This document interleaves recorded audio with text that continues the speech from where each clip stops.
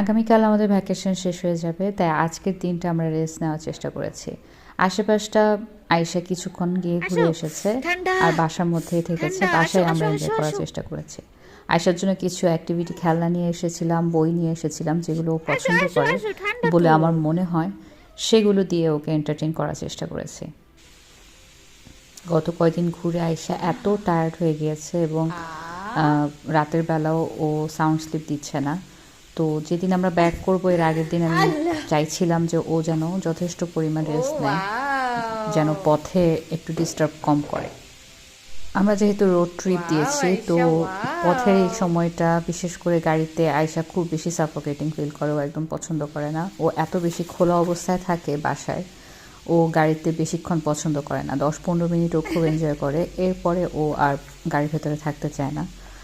তো আমাদের প্রায় যেতে বাসা পর্যন্ত 1.5 থেকে 2 ঘন্টা তো লেগে যাবে। তো আমি চেষ্টা করি কিছু অ্যাক্টিভিটি খেলনা ওর সাথে নিয়ে নিতে গাড়িতে, তাহলে সেটাও কিছু সময় ওকে এঙ্গেজ রাখা যায় গাড়ির ভেতর।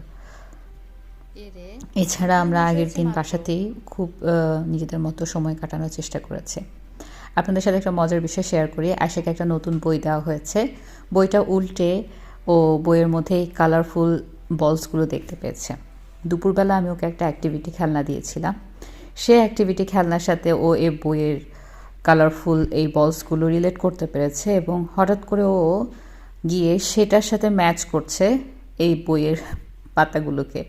সত্যিকার অর্থে যখন ও খেলছিল আমি কিন্তু বুঝতে পারিনি। যখন আমি ভিডিও এডিট করছি এখন আমি বুঝতে পারলাম যে ও কেন হঠাৎ করে এসে এভাবে খেলা শুরু করেছে। বাচ্চাদের ব্রেন আসলে অনেক বেশি তাড়াতাড়ি ক্যাচ করতে পারে, যেটা আমরা কল্পনাও করতে পারি না। সবাই ভালো থাকবেন, বাচ্চাদের যত্ন দিবেন। আল্লাহ হাফেজ।